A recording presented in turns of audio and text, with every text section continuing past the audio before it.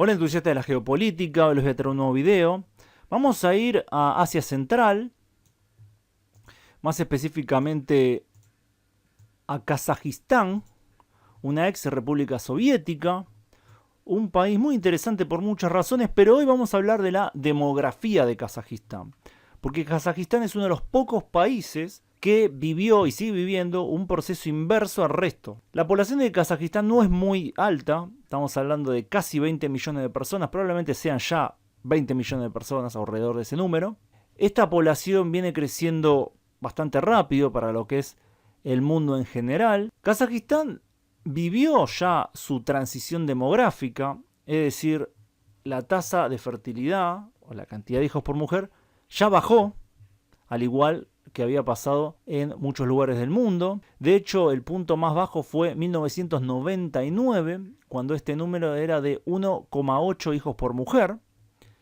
Pero a diferencia de otros países del mundo, esta tendencia se revirtió bastante. Entonces tenemos que vuelve a subir a 2,2 hijos por mujer, más específicamente 2,21 hijos por mujer en 2004, y luego continúa subiendo hasta llegar al pico máximo en 2021, hace poco, con 3,32 hijos por mujer. Actualmente estará en alrededor de 2,9 hijos por mujer, bajó un poco, pero vemos que realmente está bastante más alto del 2,1.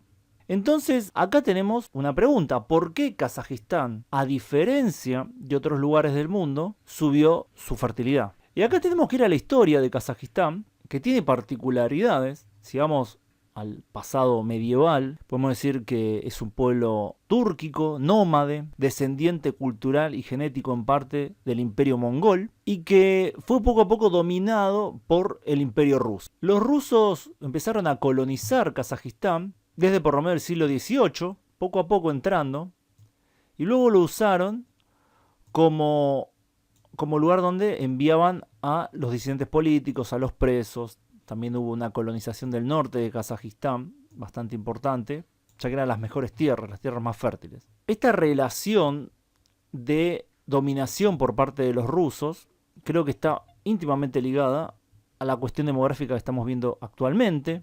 Hubo un cambio demográfico muy importante con lo que fue la Unión Soviética. Es decir, previo a esto también había habido cambios, como dije previamente, recién, que había aumentado la población rusa.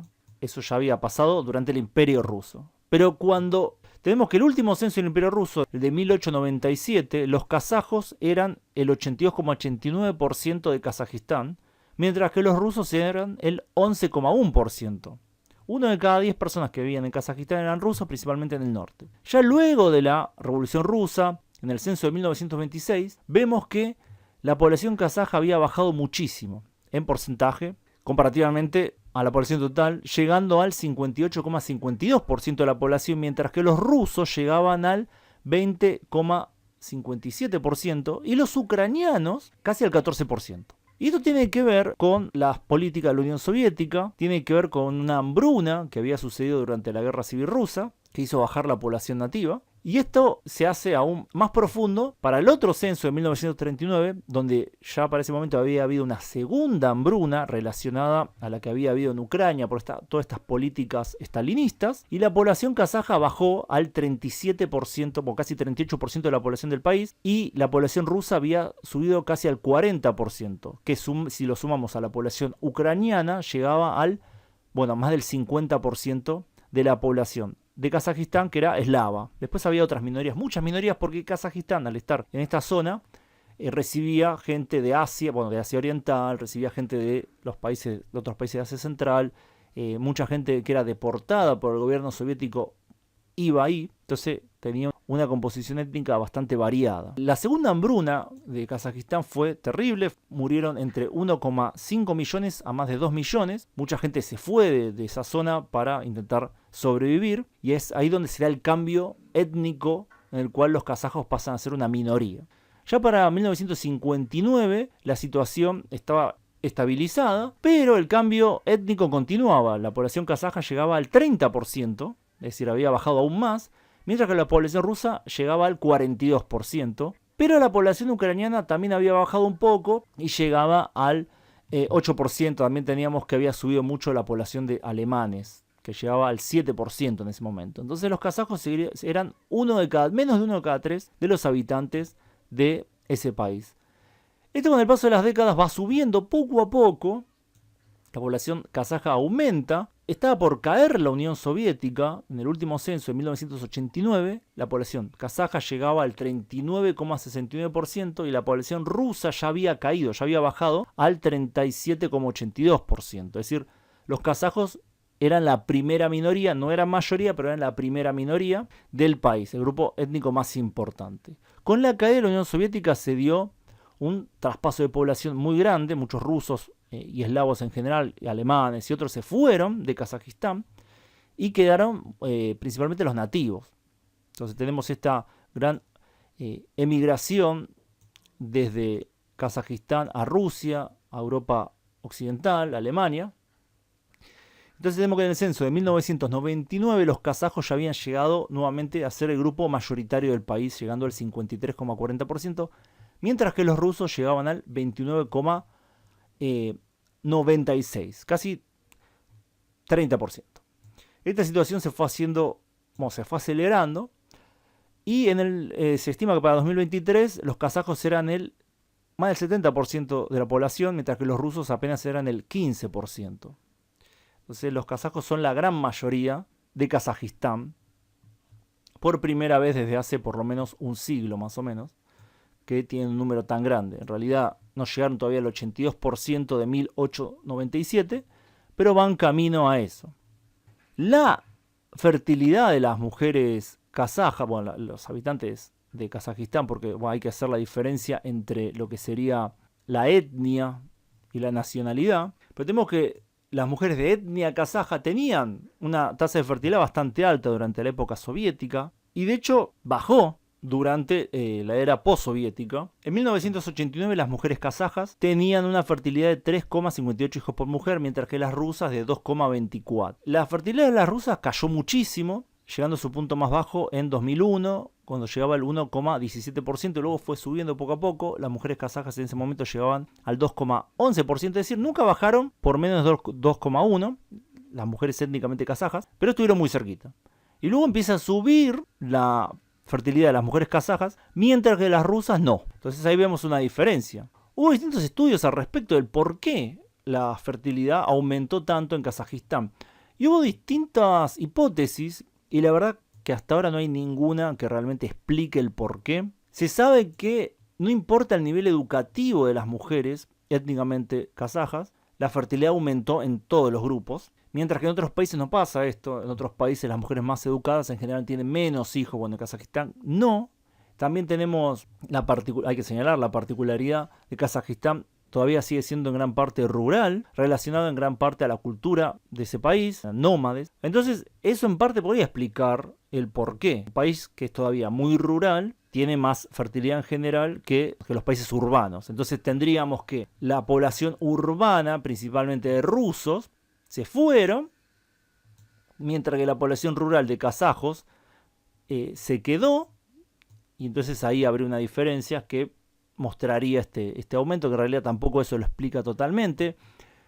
El gobierno de Kazajistán tuvo políticas pronatalistas, también tuvo políticas para buscar que los kazajos de otros países volvieran a Kazajistán, gente que estaba en Uzbekistán, en Kirguistán o en China inclusive, buscaron que volvieran. También luego de la debacle económica, cuando Kazajistán se empezó a recuperar económicamente, vemos que hay una recuperación que va de la mano un poco de la recuperación económica, aunque no la explica totalmente, porque si bien el PIB del país aumentó mucho, esto realmente no se reflejaba directamente en las condiciones de vida de los kazajos. A veces no llegaba este dinero. Entonces uno no puede decir específicamente que porque la gente tenga más dinero va a tener más hijos. No hay una correspondencia directa entre estos dos factores, aunque sí podemos decir que un poco influyó el hecho que mejoró la economía de Kazajistán y mejoró la natalidad. Entonces, realmente no se sabe el por qué. Como dije, hay varios factores. Kazajistán, un país rural. Kazajistán un país musulmán, el factor religioso también habría que ponerlo en la mesa. También está la cuestión, que creo que no hay que despreciarla, del orgullo nacional. Kazajistán en este sentido se parece un poco a Israel, tal vez uno podría hacer eso, esto es una hipótesis obviamente. Y podemos hablar de una identidad demográfica, que algunos países la tienen y otras no. Cuando hay un recuerdo cercano de un intento de destruir un pueblo, ese pueblo tiene esta memoria demográfica y adrede intenta subir sus números, mientras que los pueblos que no tuvieron estas catástrofes, no fueron víctimas, en general no la tienen. Obviamente esto lo tiro como idea, no es algo que exista en ninguno, lo tiro acá, pero creo que en parte explica este orgullo nacional, esta idea de, bueno, nos quisieron destruir, nos quisieron asimilar, ahora tenemos nuestro país, entonces tenemos que poblar nuestro país. Hay una cuestión ahí también de orgullo nacional, de identidad étnica relacionada a la historia particular de los kazajos. De la misma manera que en Israel está esta identidad judía relacionada directamente con la cuestión de que los quisieron destruir, y también está esta identidad demográfica, este pronatalismo étnico muy específico, que está relacionada a esas condiciones históricas específicas, que no se puede replicar artificialmente. Porque es cierto, a los kazajos los quisieron asimilar, los quisieron convertir en minoría, y fueron exitosos, los convirtieron en minoría en su país, buscaron asimilarlo, en gran parte los asimilaron, y luego se encontraron con que tenían nuevamente un país, con que eran dueños de su destino, entonces es entendible que quieran reproducirse y poblar su propio país bajo esas circunstancias tan adversas, o mejor dicho, que tuvieron que vivir circunstancias adversas durante mucho tiempo. Pero bueno, no creo que eso tampoco explique el porqué al 100%. Entonces tenemos varios factores.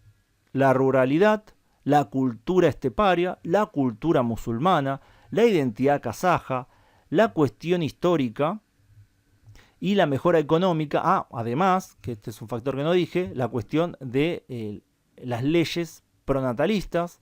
Se le da mucho tiempo a las madres para poder estar con los hijos luego de que tengan sus hijos, más de 1 año y medio se les puede dar, con sueldo.